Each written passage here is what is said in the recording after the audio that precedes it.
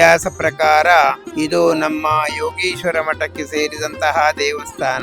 ಅರ್ಚಕನಾಗಿ 60-70 ವರ್ಷದಿಂದ ಸೇವೆ ಮಾಡ್ತಾ ಇದ್ದೇನೆ. ಮೂಲ ಸ್ಥಾನ ಮರದಲ್ಲಿ ವಾಸ ಇತ್ತು. ಒಂದು ಹೊಸ ಸಣ್ಣ ಗುಡಿಯನ್ನು ನಿರ್ಮಾಣ ಮಾಡಿ ಊರವರು ಪೂಜೆ ಮಾಡಿದ್ರು. ಸರ್ವೇಶ್ವರಿ ಮಾತೆ ಜಗತ್ತಲ್ಲಿ ಭದ್ರಕಾಳಿ ಮಹಾರಾಜ.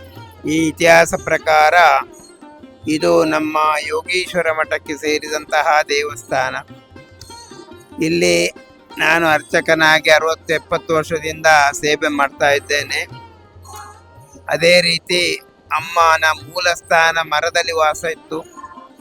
ರೆಂಜೆ ಮರ ಅಂತ ಹೇಳ್ತಾರೆ ಅದಕ್ಕೆ. ಅದು ಹಳೆಯದಾಗಿ ಬೀಳುವಂತಹ ಸಂದರ್ಭದಲ್ಲಿ ದೇವಿಗೆ ಒಂದು ಹೊಸ ಸಣ್ಣ ಗುಡಿಯನ್ನು ನಿರ್ಮಾಣ ಮಾಡಿ ಊರವರು ಪೂಜೆ ಮಾಡಿದ್ರು.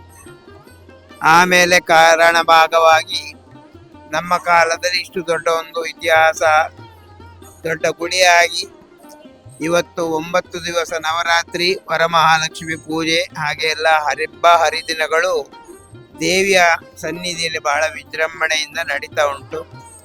ಆ ರೀತಿಯಲ್ಲಿ ಮಾಡಿದಂತಹ ಈ ಸ್ಥಳಕ್ಕೆ ತಾಯಿಯ ಕಟಾಕ್ಷ ಭಕ್ತರಿಗೆ ಸಂಪೂರ್ಣ ಉಂಟು. ತಾಯಿ ಯಾವಾಗಲೂ ಬಂದು ಬೇಡಿದವ್ರನ್ನ ಹಾಗೆ ಕಳಿಸಲಿಲ್ಲ, ಕೊಟ್ಟೆ ಕಳಿಸಿದರೆ ವರ. ಹಾಗಾಗಿ ಇಷ್ಟು ದೊಡ್ಡ ದೇವಸ್ಥಾನವನ್ನು 1 ವರ್ಷದ ಒಳಗೆ ನಿರ್ಮಾಣ ಮಾಡಿ ಆ ಸ್ಥಳದಲ್ಲಿ ಅವರನ್ನು ಪೂಜಿಸುವಂತಹ ಯೋಗ ಭಾಗ್ಯವನ್ನು ನಮಿಗೂ ನಮ್ಮ ಊರಿನವರಿಗೂ ನಮ್ಮ ಅಮ್ಮನ ಭಕ್ತರಿಗೂ ಕೊಟ್ಟಿದ್ದಾರೆ. ಮುಂದಕ್ಕೆ ಇದು ಅನುಗಾಲ ಒಳ್ಳೆಯ ರೀತಿಯಲ್ಲಿ ನಡೆದು ಕಲಿಯುಗದ ಪ್ರತ್ಯಕ್ಷ ದೇವಿ ಆಗಲಿ ಅಂತ ನನ್ನ ಒಂದು ಅನಿಸಿಕೆ.